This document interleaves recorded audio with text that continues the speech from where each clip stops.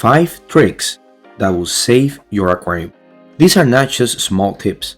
These are the kind of tricks that can rescue your tank from problems that could completely wipe it out. I've used them myself, and knowing them can be the difference between losing everything and giving your aquarium a second chance.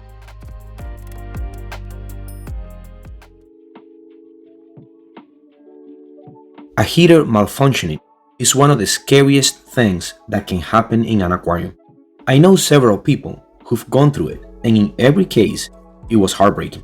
The scary part is that when a heater fails, it usually fails in one specific way. It gets stuck on. That means, instead of shutting off when the water reaches the right temperature, it just keeps heating. And before long, it can reach very dangerous temperatures. Sadly, the people I know who had this happen lost all their fish. And that's why this problem doesn't get enough attention, because when it happens, it often ends in a total loss. But there's a simple trick that can give you a lot more security, and it all comes down to quantity. Instead of running one big heater that can handle your whole aquarium by itself, use 2 smaller ones. Each heater on its own isn't powerful enough to heat your tank properly, but when they work together, they keep the temperature exactly what it should be. And here's why this works.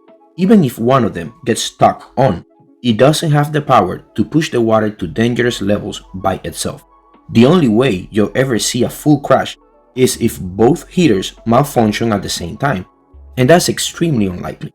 This little change can make all the difference, because a heater malfunction doesn't just put your aquarium at risk, it can wipe out years of work in a single night. 2 smaller heaters are cheap insurance that could save your entire tank.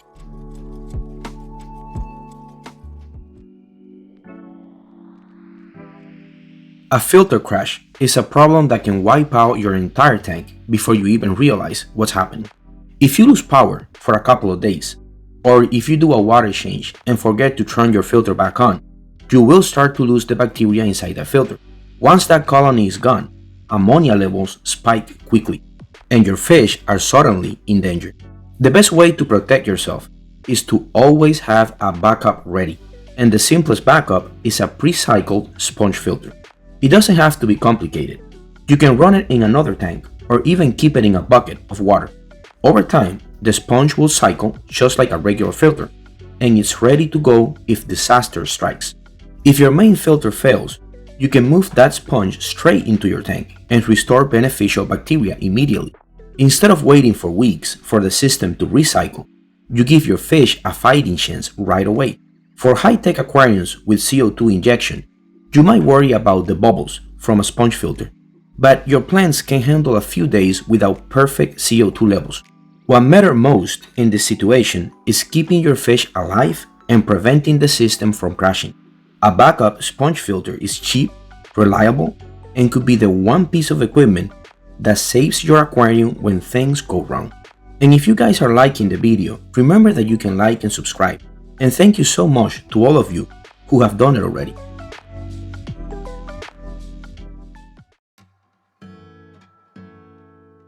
Over time, debris can build up in your substrate, whether it's sand, soil, or fine gravel. And if it's not cleaned out, this buildup creates what are called anaerobic pockets. Basically, these are little areas deep in the substrate where oxygen can't reach. Without oxygen, bacteria in those spots start breaking down waste differently, and instead of being harmless, they release toxic gases like hydrogen sulfide. When those gases escape into the tank, they can harm your fish, shrimp, and even your plants. The good news is, there are simple ways to stop this from happening. A good scavenger crew goes a long way.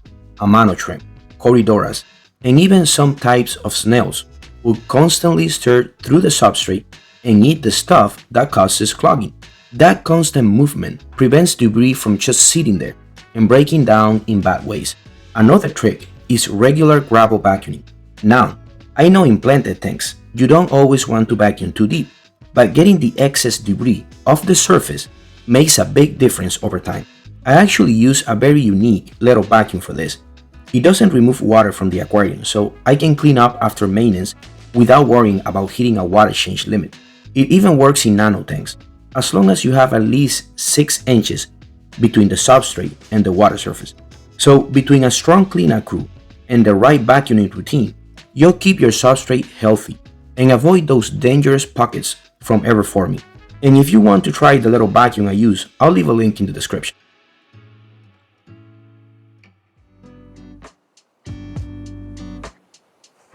A while back, I made a video and I remember using the phrase "algae is why we quit" in the thumbnail.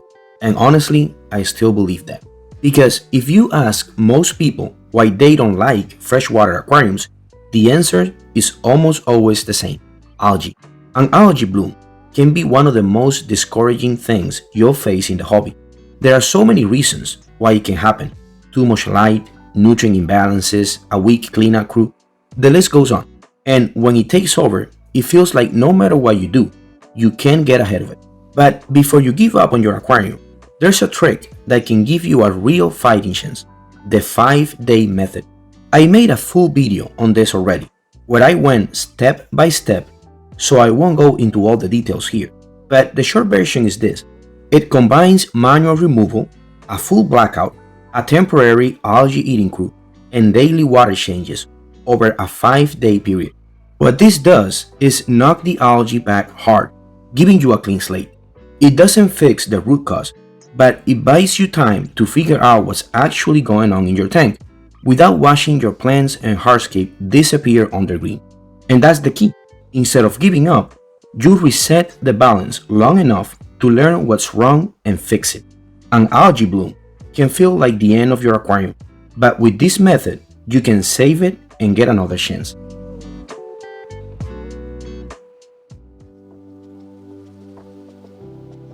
A pH crash is one of the scariest problems an aquarium can face, and it usually happens when KH drops too low.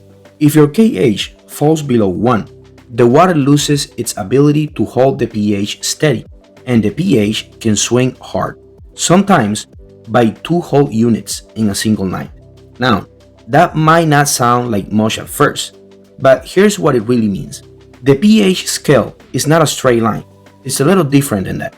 A drop of 1 full unit means the water just became 10 times more acidic, which in most cases is not that much of a problem. A drop of 2 units means it's 100 times more acidic than before. Now that's a problem. So if your tank goes from 7 down to 5, that makes it now 100 times more acidic than it was yesterday. That kind of change is a massive shock for fish and plants, and it can easily wipe out an aquarium overnight. The good news is there's a simple fix. To raise KH, you can use crushed corals or even plain baking soda. It's cheap, effective, and it doesn't change your GH, only KH. Just a pinch, about 1/4 teaspoon for every 10 gallons of water, will raise KH by roughly 1 degree. That small adjustment is often all it takes to keep your KH in the safe zone and your pH stable. It's one of the easiest tricks you can use to protect your aquarium from a total crash. These tricks are the kind that can save your aquarium when things go really wrong. Share in the comments which trick you've used to rescue your own tank, or the one you wish you knew sooner. It might just save somebody else's aquarium.